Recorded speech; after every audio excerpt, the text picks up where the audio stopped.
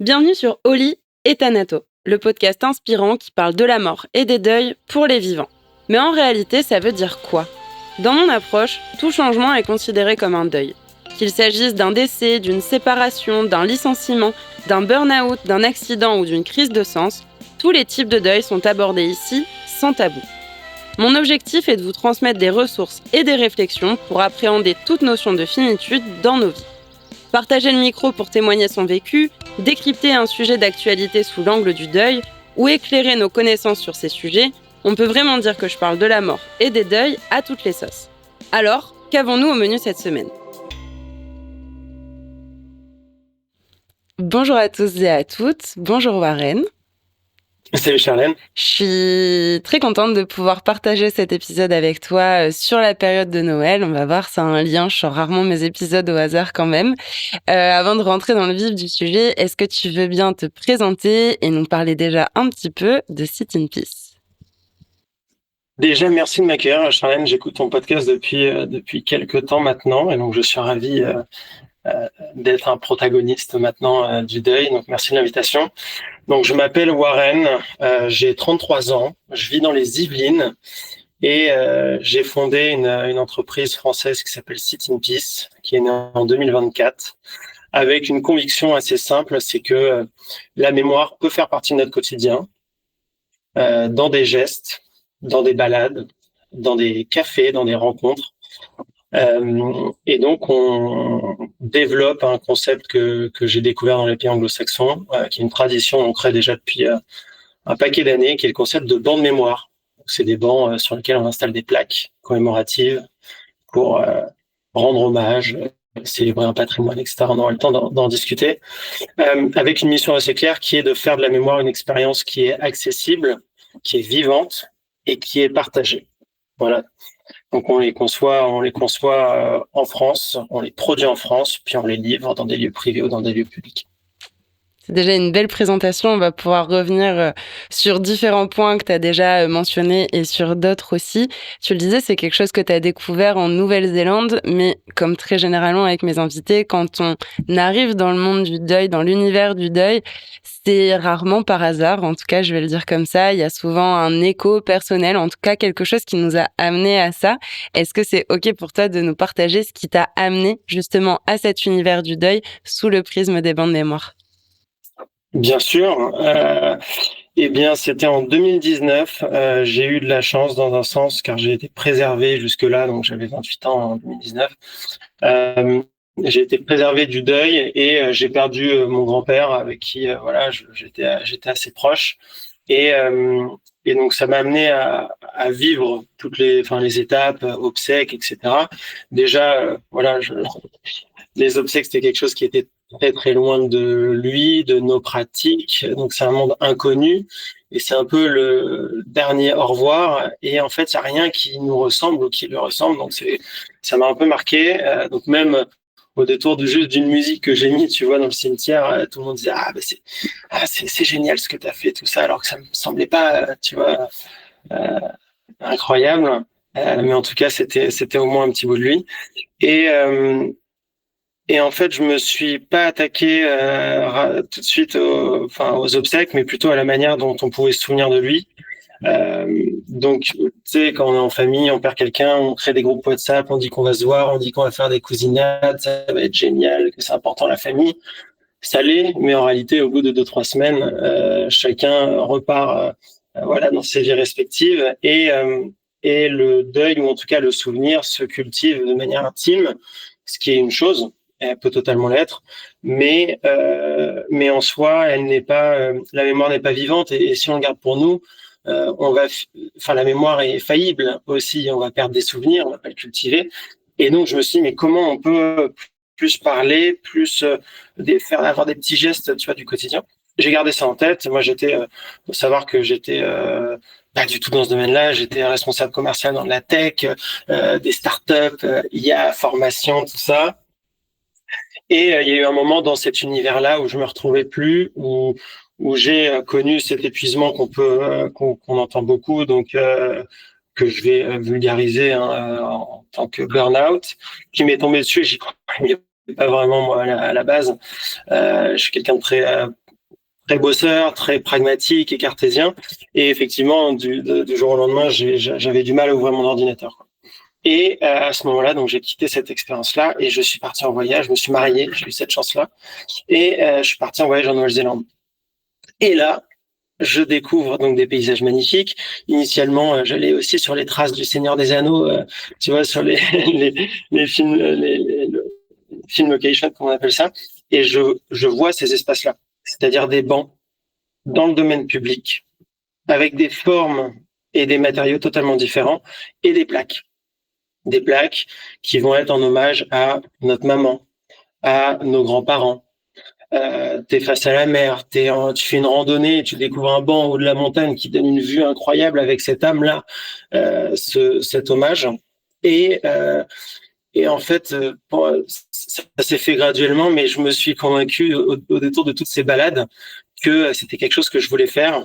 Et pour donner un ordre de grandeur, hein, donc Wellington, qui est la capitale de la Nouvelle-Zélande, c'est 80% des bancs de la capitale sont des bancs de mémoire, Memorial Bench. Donc pour ceux qui peut-être que les gens qui y sont allés ils connaissent déjà. C'est ça que le jardin botanique, par exemple, qui est en palier, il y a plein de bancs. Et j'ai vu à quel point j'ai fait un arrêt sur image et je me suis dit, c'est dingue. On est dans un jardin botanique. Il y a la vie. C'est vraiment le lieu de vie. Les gens y passent, les gens pique-niquent, les gens discutent, les gens s'aiment, les gens jouent au ballon, etc. Et il y a des plantes partout. Et là, il y a la mort et le vivant qui cohabitent totalement naturellement. Et c'est OK. Et le passé, le présent et du coup aussi l'avenir, parce que ces bancs-là vont rester. Les bancs et la mémoire va perdurer avec des rituels. Le fait de venir manger un sandwich, boire un café, faire juste une pause, ça devient ça. Et donc, je suis sorti, parce que je vais faire court, sinon je vais te raconter mon voyage. Mais c'est vrai que je me suis convaincu et avec, on fait beaucoup de randonnées avec ma femme et je marchais à un moment donné et je me retourne. Tu sais, t'es dans cette espèce de méditation quand t'es en randonnée et je me retourne et je le dis, je crois que je vais le faire. Je crois que je vais me lancer. Je crois que je vais le faire. Et en fait, à ce moment-là, il y a un switch dans mon cerveau qui m'a dit, OK, tu vas proposer ça et tu vas essayer de voir si toi, ça te touche et si tu trouves une solution, parce que c'est pas la solution, mais ça peut faire du bien à des gens. Alors, ça vaut le coup et c'est peut-être ça quoi qu'il faut faire.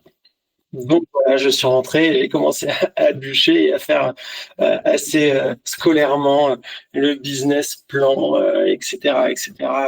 Voilà. Donc après, je pourrais te raconter la suite, mais Mais merci en tout cas pour cette histoire. Enfin, je trouve que ça donne une âme. Clairement, c'est le mot qui me vient et je le trouve très juste dans cette situation. Ça donne une âme, ça donne de la vie et ça explique aussi les origines d'un projet qui sont pas juste une pensée, mais qui a été une pensée à un moment précis, dans des conditions précises. Et justement, tu l'as dit plusieurs fois, sous plusieurs angles, tu as parlé de mémoire, tu as parlé de souvenirs. On en parlait ensemble avant l'enregistrement de ce podcast. Tu te définis comme gardien de mémoire. Et moi, quand j'avais lu ça, j'ai trouvé ça trop beau. Enfin, je trouve cette expression hyper belle, hyper forte en symbolique. Mais j'aimerais savoir, moi, je l'ai ressenti d'une telle manière, mais qu'est-ce que ça signifie pour toi et qu'est-ce que tu as envie de transmettre? Et peut-être une question qui me vient en plus, comment on peut tous être un petit peu gardiens de mémoire à notre niveau? eh ben déjà, je vais donner une bonne nouvelle, c'est qu'on l'est tous à notre échelle, un petit peu, à travers des recettes, à travers des bibelots qu'on va garder, à travers des pensées aussi, à travers des rituels. On va manger un plateau de fruits de mer tous ensemble à la même date parce que c'est l'anniversaire du grand-père, par exemple. Donc on est tous des gardiens de mémoire, mais sauf qu'on ne le vulgarise pas nécessairement. C'est pas visible, c'est palpable, mais c'est pas visible. Et donc en fait, on cultive pas ensemble cette culture-là. À travers ce projet, je me définis, mais de manière très humble. Et d'ailleurs, je définis aussi les bancs comme gardiens de mémoire. Bien sûr. Parce que c'est quelque chose, à partir du moment où tu as une intention, et ça c'est important, tu as une intention de faire, de te souvenir, tu deviens gardien par la force des choses et aussi par, en fait, une installation n'est pas la finalité de ça. Au contraire, une installation d'un banc va être le point de départ de ce que tu en fais après. Et donc, le fait de devenir gardien de cette mémoire, c'est, enfin, c'est impulser en fait ce début, puis le conserver avec des rituels, avec un entretien du banc si tu veux, tu vois un peu toutes les saisons. Ensuite, c'est de faire un apéro sur ce banc, etc., etc. Donc tu deviens, voilà, gardien de mémoire, c'est pas juste un temps, c'est vraiment voilà, sur une période, sur une période. Et du coup, moi, à travers ce projet, je deviens gardien de mémoire parce que déjà j'ai découvert toutes les facettes de la mémoire et c'est passionnant. Hein. Il y a évidemment la mémoire de nos défunts qui est par ADN, c'est dans notre ADN et on a envie de bouger un peu les lignes dessus. Mais ça peut être aussi le passage d'un artiste au bord d'un lac. Ça peut être une mémoire naturelle des espèces endémiques qui sont dans un lieu. Donc en fait, comment on va raconter l'histoire d'un lieu de manière différente et créer un lien. Donc je dis aussi parfois qu'on est créateur de liens, mais créer un lien entre les différentes époques, différentes classes sociales, différents vivants, etc. C'est dans ce Et donc, sens-là où tu le relierais à la notion de patrimoine d'une certaine manière? Alors, je pense pas ouais, au patrimoine financier, je pense plus, tu parlais justement des gènes, au patrimoine génétique, au patrimoine symbolique. C'est deux notions que tu rapprocherais l'une de l'autre? ouais, vraiment le patrimoine, parce qu'on parle aussi beaucoup de patrimoine vivant. En fait, on a à la fois un patrimoine individuel, un patrimoine collectif. On les scinde souvent trop, parce que finalement, il y a beaucoup d'histoires individuelles qui se rattachent à un collectif. Je discute avec des collectivités qui se rattachent à l'identité nationale, par exemple, évidemment. On veut commémorer le 8 mai, mais à la fois, ils ont leur fierté locale. Ils ont leur propre patrimoine. Donc, le patrimoine à différentes échelles. Et tu peux aller vraiment sur ton patrimoine de valeurs. Si tu es, toi, Charlène, comme ça aujourd'hui, c'est parce que tu as croisé plein de gens dans ta vie, plein de souvenirs, plein de moments. Tu as vécu dans une maison, tu es allé en vacances là. Et en fait, ça, c'est un peu ton patrimoine. On dit patrimoine financier souvent, ça peut être le cas, mais c'est tout ce qu'on va emmagasiner jusque-là. Et un banc, finalement, devient et fait partie d'un patrimoine, va conserver, préserver et raconter ce patrimoine de manière assez sensible et poétique. Et c'est tellement plus facile de raconter, de préserver son patrimoine dans un lieu dans lequel on a vécu des histoires personnelles aussi, et qui est inspirant, qui est généralement au contact de la nature, parce que ça fait du bien d'être au contact de la nature, et pendant des moments un peu contemplatifs. On peut se reconnecter plus facilement et surtout se déconnecter par exemple, de nos écrans. Et franchement, je suis vraiment pas le mieux placé. Hein. Je regarde mon téléphone, je sais pas combien de fois, mais je pense que ça, c'est des formations professionnelles mais comment on peut s'arrêter un peu, s'arrêter et se reconnecter, et donc à nous, aux autres, à la nature et donc au patrimoine global, quoi. Justement, tu parles de ce patrimoine qui est individuel, familial et en même temps collectif, national par exemple. Tu parlais des collectivités tout à l'heure, tu parles de ces lieux dans lesquels on a nos propres souvenirs. Donc on sent cette complémentarité entre le côté individuel, familial, entre le côté collectif, je dirais entre les lieux privés et les lieux publics. Et je pense que Ouais. c'est peut-être important aussi de parler de ces lieux d'implantation, justement comment City in Peace le développe et si moi j'ai envie d'acheter un banc de mémoire, est-ce que je peux le faire ou est-ce qu'il faut que je demande à ma mairie? Enfin, vraiment pratico-pratique, comment ça se passe? Effectivement, c'est quelque chose d'important de comprendre qu'une installation, c'est effectivement un lieu. Il faut se dire qu'il y a des lieux privés, et les lieux privés peuvent prendre la forme d'un jardin, d'un domaine. Ça peut être aussi un golf, ça peut être un château, enfin tous les lieux privés finalement où on va pouvoir, où des personnes vont pouvoir personnaliser un banc, nous le commander, on le livre, hein, globalement. Et il va y avoir le domaine public, parce que tout le monde n'a pas un jardin, un domaine, et même si tu l'avais, ce jardin-là, peut-être que ce serait pas une évidence pour toi de te souvenir de la personne à laquelle tu as pu penser là, dans notre discussion. Peut-être que c'est pas une évidence de l'avoir dans ton jardin. Nous, par exemple, on a le premier prototype du banc là il y a 1 an, on l'a installé dans le jardin de la maison de famille qui est pour les grands-parents de ma femme qu'on a réunis. Ils étaient séparés plutôt tôt et là on les a réunis sur ce banc-là. On a fait un rituel, inauguration, tout ça. Et c'était une évidence que dans cette maison au volet bleu, il allait avoir leur âme et on allait transmettre ça, tu vois. Mais par contre, il se peut que pour d'autres, et on fera un exercice tout à l'heure, mais il se peut que pour d'autres ce soit un front de mer. Il se peut que pour d'autres, ce soit un parc. Là, actuellement, il y a une famille qui m'a sollicité. Ils ont perdu leur maman soudainement et ils m'ont sollicité pour positionner un banc au bord d'un lac, à côté de Libourne. Et donc là, c'est vrai que là, je parle d'un accompagnement personnalisé. L'idée derrière ça, c'est que chacun doit pouvoir profiter d'un petit bout de l'espace public dans lequel il y a des histoires personnelles. Donc, on produit des bancs, effectivement, mais l'idée, c'est aussi de développer une plateforme qui sera dédiée à cette mise en relation entre des personnes qui éprouvent cette envie de mémoire-là et des espaces publics. Donc, on va appeler ça du parrainage de bancs, que les gens peuvent connaître déjà. C'est je finance l'installation d'un banc, enfin, d'une plaque, plutôt sur un banc, et ça finance son entretien dans le temps.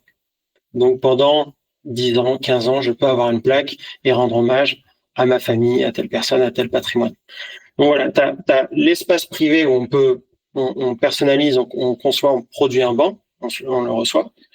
Ou alors, demain, dans la plateforme Sit in Peace, tu pourras choisir le banc dans le parc que tu aimes, etc. Tu pourras même sélectionner le banc que tu veux, le financer et même l'offrir, finalement, l'offrir si tu perds quelqu'un ou même pour un anniversaire, etc. Voilà. J'espère que c'était clair. C'était carrément clair et justement, je trouve que les deux sont complémentaires l'un de l'autre. Je crois pas qu'on en avait parlé, mais justement, tu disais, on avait parlé de ce petit exercice, cette pratique justement pour mettre les gens dans quelque chose. Voilà, leur faire expérimenter quelque chose. Donc, restez jusqu'à la fin de cet épisode. Mais on en avait parlé ensemble et tu parlais justement de cet aspect front de mer. Moi, la première chose quand j'ai découvert Sit in Peace, donc avant même qu'on ait un échange pour préparer le podcast, avant même qu'on envisage d'enregistrer cet épisode, c'est la première chose que je me suis dit en disant mais je trouverais ça trop beau d'avoir un banc à l'endroit où j'ai mis les cendres de mon père qui est sur la côte basque. Bon, même si l'endroit où je l'ai mis maintenant, tout est en train de s'effondrer, les falaises et tout. Donc pour le coup, là, factuellement, c'est un petit peu compliqué. Mais c'est la première image que j'en avais eue. Et justement, j'aime beaucoup ce que tu as dit tout à l'heure en disant tout le monde devrait pouvoir profiter d'un petit bout de l'espace public dans lequel on a des souvenirs. Parce que oui, on a des souvenirs dans nos maisons. Mais je pensais par exemple à ça en me disant, parfois, nos maisons, et c'est quand même valable sur nos générations, on déménage beaucoup.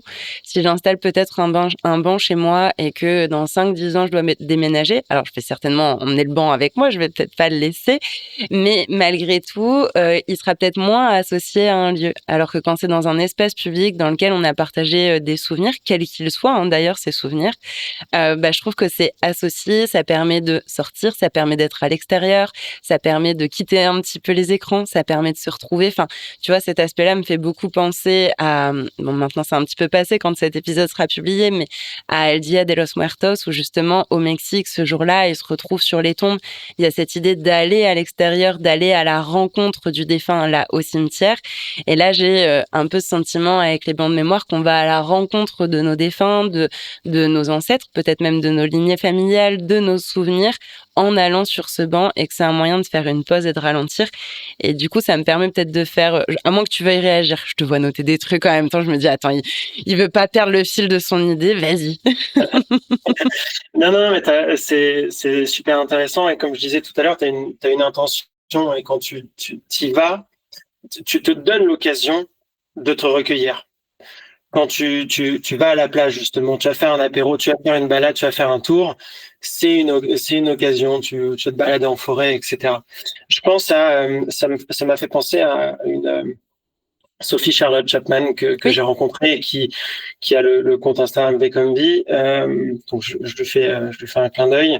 Elle a installé, avant qu'on se rencontre, elle avait installé un banc pour son mari qui est décédé assez tôt. Et lui était d'origine anglo-saxonne. Elle est française, donc sa famille est là-bas. Et ils ont installé un banc au bord de la mer. c'est exactement ce concept-là, et tous les ans, et ils ont leur rituel de faire les apéros avec les copains, etc., etc. Et elle m'a confié, mais Warren, jamais je ne laisserai ce banc à d'autres. C'est devenu notre banc. Euh, et tu as aussi ce côté transmission dont tu parlais, c'est que là, c'est à l'échelle de, de Sophie Charlotte, c'est à l'échelle de ses enfants qui grandissent et qui étaient un peu plus petits. C'est plus facile de passer un moment avec leur père sur un banc que un moment, et d'ailleurs, je crois qu'il avait été inhumé en Angleterre. Oui. Donc les deux sont en Angleterre, mais en tout cas, voilà, la démarche n'est pas la même d'aller au bord de la mer ou directement au cimetière. Et donc, ce banc-là, s'il reste, s'il est cultivé, tu vois, que tu cultives le souvenir, et bien ensuite, ce sera aussi aux enfants de dire, ah bah tiens, oui, je connais, comme elle dit à Delos Muertos avec les hôtels, où tu vois toute cette lignée familiale-là. Donc après, peut-être qu'il y aura plein de bancs, ou peut-être que ce sera le banc familial et tu vas rajouter une plaque ou tu vas la modifier. Tu vois? Donc, et d'ailleurs, en Nouvelle-Zélande, j'ai vu des bancs où il y avait 2 ou 3 plaques ajoutées parce que en fait, cet espace-là va devenir, je vais pas dire sacré parce qu'il reste partagé, il est pas à nous, ça reste un banc public, mais tu as un espace qui va faire partie maintenant de ta famille un peu, tu vois. Merci je le dis et je te laisse rebondir derrière, mais de préciser, de partager plutôt l'histoire de Sophie Charlotte. Et je mettrai l'épisode en lien parce qu'on a enregistré un épisode en début d'année qui était sorti au moment du 14 février parce que c'est aussi une date symbolique. Donc s'il y a des personnes qui souhaitent aller justement écouter son témoignage, voilà, ça montre cet impact aussi émotionnel que peuvent avoir les bancs de mémoire, je trouve. Et j'ajouterai une dernière chose aussi, c'est que aujourd'hui, la plateforme dont je parle, cette mise en relation avec des lieux, est en cours et donc n'existe pas. Si vous connaissez des communes, vous êtes proche, vous êtes élu peut-être, et que le sujet vous parle, surtout n'hésitez pas, parce qu'on recherche des lieux comme ça à proposer qui souhaitent intégrer la mémoire, voilà, dans l'espace public. Et si vous êtes plutôt une famille et que vous avez une idée et que vous souhaitez en parler, j'ai lancé un accompagnement qui est totalement gratuit, qui est de vous accompagner dans la concrétisation d'un projet. Pour qui, quand, où ça? Est-ce que vous avez déjà des contacts avec la collectivité? Oui, non. Est-ce que vous voulez vous impliquer? Ou est-ce que vous voulez que je le fasse? Etc., etc. Parce que l'idée derrière ça, c'est quand même de voir des bancs de mémoire, enfin de voir la mémoire se développer et que ça devienne une culture et que ça devienne un réflexe aussi. Donc de changer cette culture-là. Donc de faire cette démarche-là ensemble, ça a souvent beaucoup d'impact parce que si je contacte des collectivités et que je dis bonjour, on fait des bancs de mémoire et on fait du parrainage, ça peut être un levier de financement pour entretenir votre mobilier, c'est une chose. Mais par contre, si je viens avec une histoire de famille que j'accompagne et qu'il y a une personne derrière ça, qui a des émotions, qui a des contacts humains, là, ça a beaucoup plus d'impact et la mémoire devient tangible. Et du coup aussi, peu importe si c'est quelle collectivité c'est, si c'est Paris, Lyon, Rennes ou d'autres des petites villes, on reste des humains et on a perdu des gens. Donc, c'est bien notre point commun. Voilà, c'est notre point commun. Et donc, ce lien-là, il est aussi important. Donc, n'hésitez pas, voilà, à contacter si vous avez une idée à partager. Merci beaucoup pour ça. Et justement, ça me fait un lien. Je parlais juste avant de l'aspect impact émotionnel, impact social, je dirais aussi. C'est que d'une certaine manière, c'est bon, on l'a dit, alors pas comme ça, mais je vais le résumer de cette manière-là. C'est un pont entre le passé et le présent. C'est clairement finalement la définition d'une mémoire ou du souvenir ou du patrimoine comme on l'a défini tout à l'heure. Est-ce que tu penses, alors pareil, ça peut être peut-être des retours de personnes avec qui tu en as échangé ou des collectivités ou peut-être juste ton propre point de vue.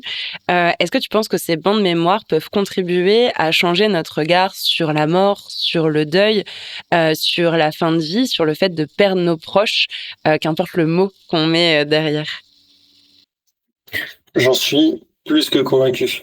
Si on cache des choses ou qu'on ne veut pas en parler, on les met sous le tapis,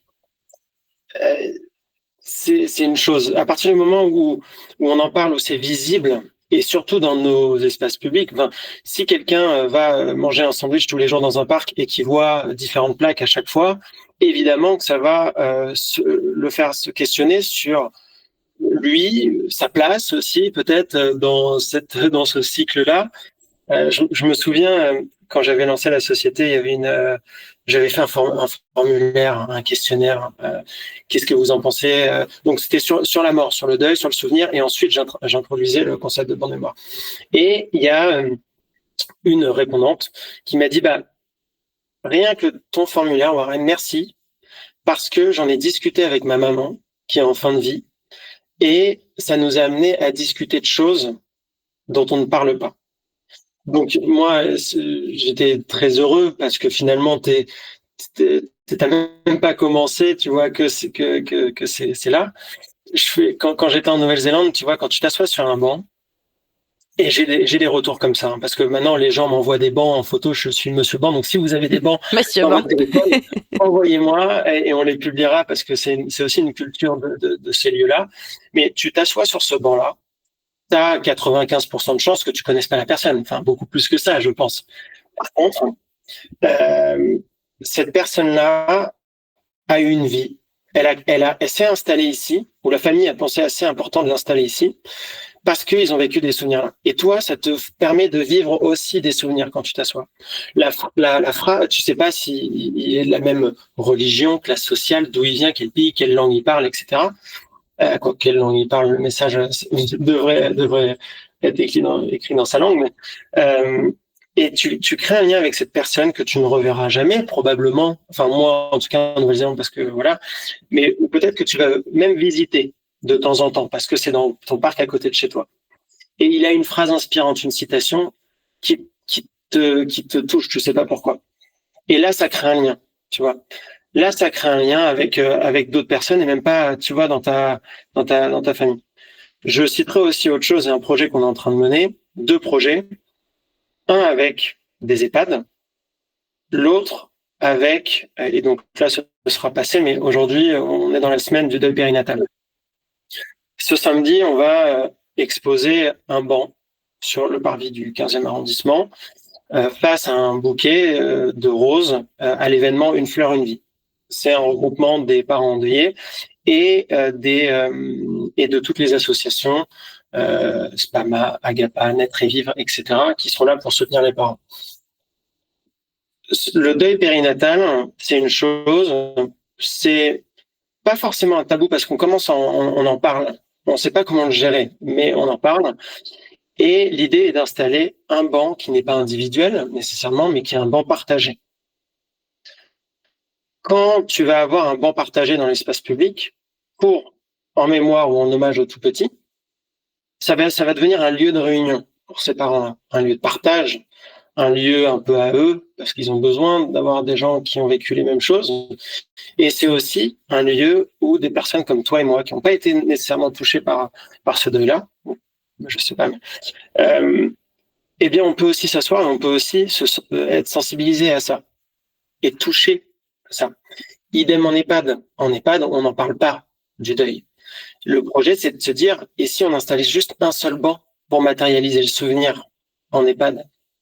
Pour se dire, ça existe, parlons-en, côtoyons-la aussi, en s'asseyant, et surtout pour dire, on vous oublie pas. Tu vois?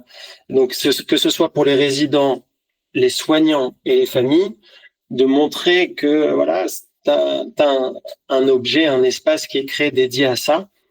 Là aussi, tu crées ce lien et tu crées ce pont-là. Ça permet vraiment de matérialiser, je vais le dire comme ça aussi, cette mémoire, de lui donner une forme, de lui donner un espace, de lui donner un lieu.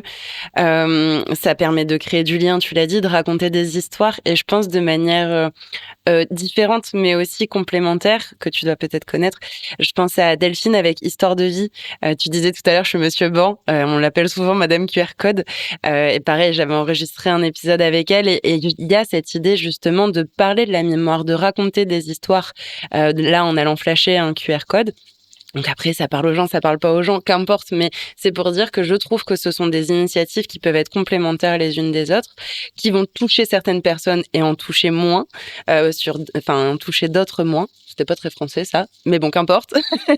Toujours est-il que justement, ça permet de changer de regard, ça permet de parler en fait de ces situations-là. Tu parles du deuil périnatal, tu parles de l'EHPAD. Bah oui, c'est des espaces dans lesquels on a encore du mal à en parler. Et alors, y donner une forme, y donner un espace, y donner un lieu, c'est encore justement plus difficile. Donc justement, merci pour ça et merci d'avoir reprécisé le deuil périnatal. Pareil, j'ai des épisodes qui sont en lien, je vous les mettrai en description de l'épisode. Et tu vois, en complément de ce que tu disais là sur les gens, ça parle ou ça parle pas, j'étais à une exposition où j'ai présenté pour la première fois notre banc pour confronter, tu vois, cette idée. Et donc là, c'était de se dire comment les gens vont apprécier ou adhérer au concept. Ouais. Encore une fois, là, on parle beaucoup du deuil, mais c'est toute forme de mémoire, toute forme d'histoire. Donc là, on était dans un château et l'idée, c'était de faire rien avec le patrimoine et le patrimoine vivant. C'était sur l'art du jardin, tout ça. Mais j'ai mis une plaque, à un moment donné, une plaque en hommage à, avec vraiment un message qui est explicite. Et il y a un couple qui passe à côté, qui ne s'arrête pas sur le banc, mais qui regarde et qui dit, je le vois souffler à sa femme, oh, tu trouves pas que c'est morbide ça quand même? Oh ouais, carrément. Et du coup, et en fait, j'ai rigolé, enfin, j'ai ri parce que c'est la représentation même des œillères ou des filtres qu'on peut se donner, alors que l'objet, c'est un très bel objet, c'est du bois noble, t'as une couleur rosée, c'est doux, etc. Mais t'as quand même des personnes qui, juste avec un coup d'œil, sans vouloir comprendre et sans vouloir rentrer juste, tu vois, dans cette atmosphère, qui trouvent ça morbide. Donc je pense qu'il y a encore, tu vois, pas mal d'éducation à faire. Carrément. Mais je rassure quand même, on a eu beaucoup de très très bons retours, que ce soit pour les personnes qu'on a perdues ou alors pour des cadeaux communs. Ça a beaucoup marché. On aura l'occasion d'en reparler peut-être. Carrément. Merci pour cette précision. Je trouve que c'est important et pareil, généralement, enfin, tu me diras, toi, peut-être ton retour, mais il y a rarement d'entre-deux. Souvent, c'est, on trouve ça génial, ce genre d'initiative autour de la mort et du deuil. Soit ça vient nous chercher sur des trucs perso, qui sont ce qu'ils sont et où, ah ouais, non, on se ferme, on va dire que c'est glauque, on va dire que c'est morbide, on va dire que c'est triste, que voilà, tous ces mots-là qui sont plutôt, on va dire, d'un vocabulaire, négatif. Mais il y a rarement d'entre-deux. Je trouve rarement, moi, des gens qui sont pas positionnés. Et même quand moi, je dis que, bah voilà, j'accompagne le deuil, souvent j'ai le ah mais c'est génial, il faut des gens comme toi, grosso modo, et je vais avoir cette réaction-là et je vais avoir l'inverse de oh là là mais ça doit être morbide, mais t'es pas déprimé quoi, limite je devrais être déprimée d'accompagner les gens dans ces situations-là. C'est un peu ce que tu vois aussi, ce que tu observes? Ouais, et là, de moins en moins, enfin, moi, je parle à mon échelle de projet et des proches de ma famille, des amis. Quand je leur ai dit, voilà ce que je veux faire, ben, il y en a, ils m'ont dit, ah ouais, ok, bon, t'es sûr? Et même encore aujourd'hui, bon, ça fait, tu vois, quand je dis que je côtoie des personnes qui ont perdu des tout petits, des périnatales, tout ça, probablement que ça m'impacte. Tu vois, mais c'est normal hein, que ça impacte. Et au fur et à mesure du temps, je vois que les gens, bah, finalement, ça infuse. Et c'est cette notion de temps. Et on n'est pas tous sur la même échelle de temps. Parfois, il y en a, tu leur dis, ils sont tout de suite, ah ouais, c'est génial, ok, parce qu'ils avaient déjà infusé. En fait, tu sais, t'as un peu ils ont déjà été sensibilisés ou ils se sont déjà posé la question. Et t'en as pas du tout. Et donc du coup, là après, je sais pas un an, je vais par exemple recevoir un banc en photo de quelqu'un qui est parti en vacances, qui au début trouvait l'idée pas folle, tu vois, et qui dit ah ça serait joli ici. Et bah tu vois cette graine a été plantée. Exactement. Et là je parle d'un banc, mais c'est pas qu'un banc, enfin c'est pas un banc, c'est effectivement un espace de souvenirs qu'on crée. Et donc ça évolue. Mais je me posais la question hier où je me disais est-ce que je vais pas euh, en travaillant sur cet univers-là, en tout cas on touche le deuil avec ce qu'on fait. Est-ce que ça nous impacte? Comment ça nous impacte? est-ce que on se donne des armes aussi ou pas du tout? Tu vois? Et est-ce que je me dis, parce que parfois je me projette, évidemment, j'ai été relativement préservé aussi. Il y a des choses terribles qui arrivent à des gens tous les jours. Et comment moi je vais réagir, tu vois, aussi à ça quand ça va m'arriver de plein fouet. Est-ce que j'aurais eu les armes et est-ce que ce que je suis en train de faire aujourd'hui va me donner le courage et la force de, tu vois, d'avancer ou pas du tout. Donc du coup, c'est les questions que je me suis posé hier. Et je pense Donc en qu'on fait, peut tous se poser. Et ça ramène à cette idée que, bah voilà, on a justement chacun notre deuil, chacun nos ressources, chacun notre chemin, chacun nos difficultés, chacun nos questionnements aussi d'ailleurs sur ces sujets-là, chacun notre temporalité, comme tu le disais. Et je me dis, voilà, les gens, ils nous écoutent depuis tout à l'heure. On a laissé un peu de suspense en disant, restez jusqu'à la fin de l'épisode, il y aura un petit truc. On va dire une petite immersion. Je pense que je peux l'appeler comme ça. Parce que peut-être que, comme moi, comme je le citais tout à l'heure, il y a des personnes qui peuvent avoir une idée ou une image d'un lieu. Et justement, tu voulais un petit peu nous prendre par la main dans une petite on va dire méditation, petit accompagnement avec ta voix, petite visualisation. Alors la parole, elle est à toi. merci Charlène. Alors, je vous invite à vous installer confortablement. Et je vais faire l'exercice. Ça Fermez les montrera yeux. un exemple. Voilà. À fermer les yeux, à vous détendre. Vous laissez les émotions venir à vous. Parce que voilà, on est dans cette discussion depuis déjà un moment et vous avez eu peut-être des pensées. Vous avez pensé à des personnes qui vous manquent. Donc, je vous invite à penser à une personne ou à un groupe de personnes qui vous manquent. Peut-être que vous êtes déjà projeté dans un lieu, un souvenir en particulier, que ce soit des vacances, que ce soit juste une odeur, une cuisine, une randonnée, un match. Ça peut prendre plein de formes différentes. Vous ressentez le vent, vous ressentez les différentes odeurs, les sons. Vous êtes conscient que cette personne n'est plus là, mais il se passe quelque chose et vous pouvez la ressentir. Maintenant, il faut s'imaginer que ce lieu puisse devenir un espace pour vous, pour vos émotions, pour votre famille. C'est un espace qui avait déjà une âme, et on va la matérialiser ensemble. Et donc, vous voyez un banc en bois, d'avoir la forme que vous souhaitez, qui donne sur cette vue-là qui vous apaise particulièrement, un souvenir vraiment de projection positive qui vous fait du bien et qui vous donne un peu de chaleur.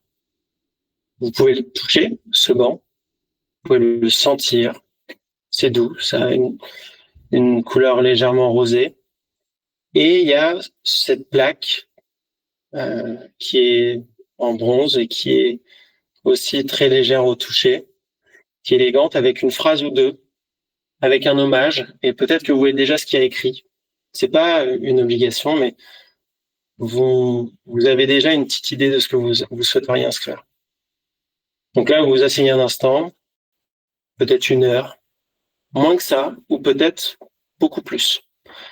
Parce que dans cet instant-là, il n'y a pas forcément de montre, il n'y a pas forcément de métro à aller chercher, il y a juste un moment pour vous, un moment pour l'autre.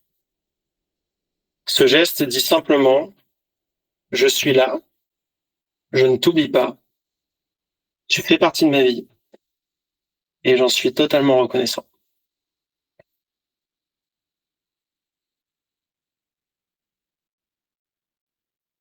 Vous pouvez rouvrir les yeux et être avec nous. Merci. Où est-ce que tu étais, Charlène?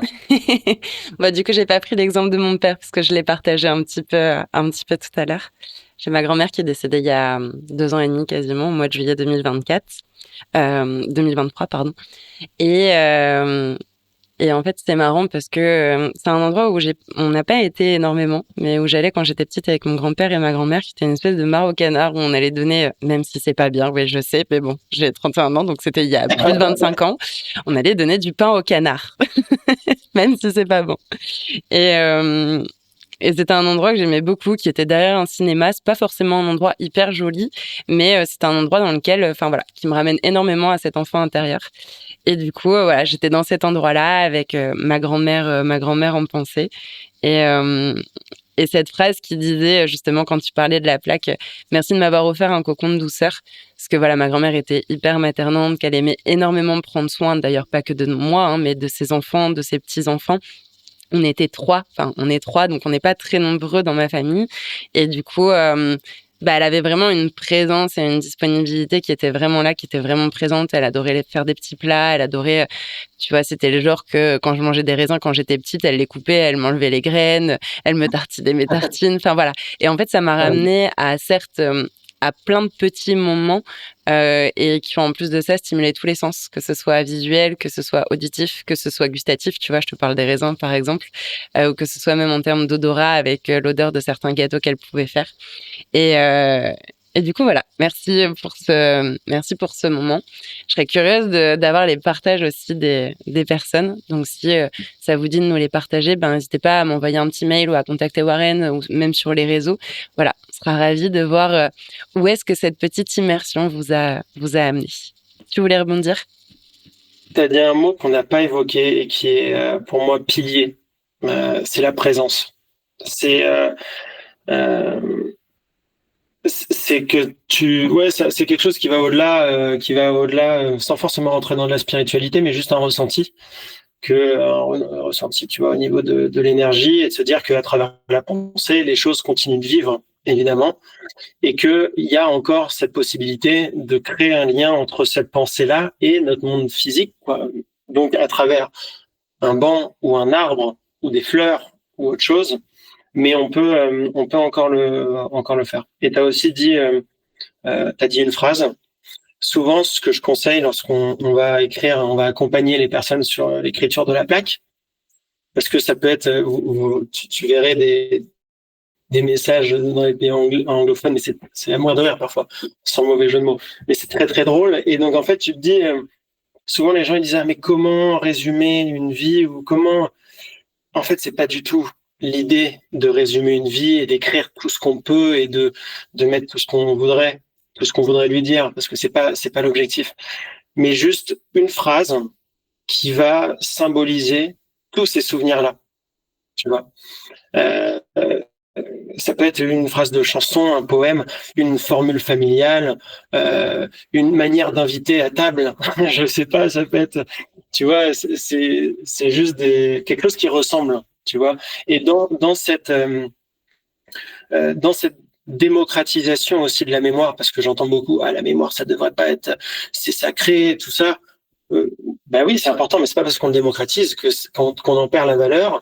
Mais en tout cas, dans cette démocratisation-là et euh, en fait, chaque banc, chaque espace va être unique avec un message qui nous parle ou qui nous parle pas, mais qui reste très sensible, poétique et qui n'a pas de caractère offensant, religieux ou quoi que ce soit. C'est quelque chose qui fait un lien avec l'espace dans lequel on est.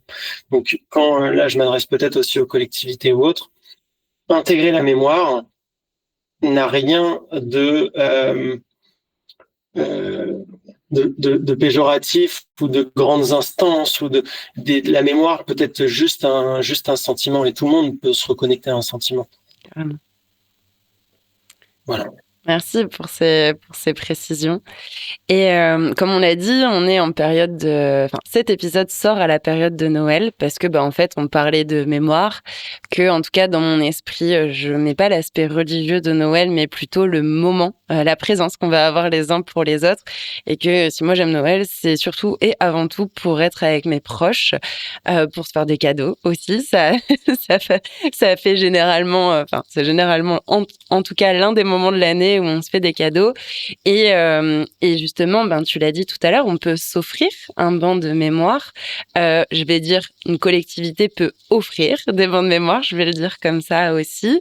Et il me semble que tu avais aussi, toi, envie d'offrir un petit quelque chose.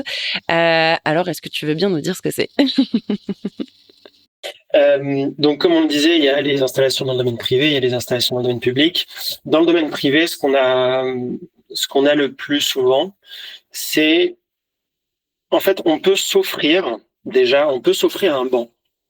On n'est pas obligé d'avoir. C'est pas forcément lorsqu'une personne est partie qu'on éprouve ce geste et cette envie. Bien sûr que ça peut l'être, parce qu'on veut matérialiser ce moment-là. Mais en réalité, ça reste un objet utile, aussi un banc. C'est un bel objet, ça reste original et il y en a pas mal qui se l'offrent à eux et qui ensuite le transmettent. Parce que ce banc-là, même si le bois, ça reste une matière organique, hein, ça va vieillir, etc. Mais c'est un bois qui peut durer 100 ans. Enfin, c'est un banc qui peut durer 100 ans, qui va être là bien après que vous soyez parti. Donc, vous pouvez vous l'offrir. Là aussi, dans les dernières commandes qu'on a eues, c'était le cadeau commun lors de 80 ans. Donc, il y avait un monsieur qui fêtait ses 80 ans. Ils invitaient 70 personnes dans leur maison de famille et c'était le cadeau commun. Et ça a fait l'unanimité parce que lui, spécifiquement, tu vois, devant sa maison, il buvait son café tous les matins avec son chat, son chien. Et l'idée, c'était aussi de lui offrir pas une chaise rouillée, mais ce banc qui allait être le banc de Jean-Pierre et qu'il allait transmettre aussi. Donc, en fait, il y a cette chose-là où on peut effectivement le faire pour nous, le faire pour les autres et de leur vivant. Et c'est bien accueilli. Et aussi parce qu'on éprouve cette envie de mémoire et on n'a pas évoqué cette différence entre le devoir de mémoire et l'envie de mémoire. On pourra le faire aussi, mais on éprouve cette envie de mémoire, ce geste, n'importe quand après un deuil ou pendant le deuil. C'est quand vous le ressentez. Et bien de proposer ça à votre famille pour matérialiser cette présence-là, avoir cette intention. Et donc, pour Noël, là, je disais, donc il est difficile de faire des réductions sur la mémoire, et je déteste faire ça. En l'occurrence, ce qu'on peut faire, c'est offrir la livraison, qui est une livraison par camion et qui est sur palette. Et donc, dans le cadre de Noël et de ce podcast-là, si vous l'avez écouté, si vous êtes intéressé, contactez-moi et la livraison du banc vous sera offerte pour les fêtes de Noël. Merci pour ce petit cadeau, enfin ce beau cadeau, ce cadeau tout court.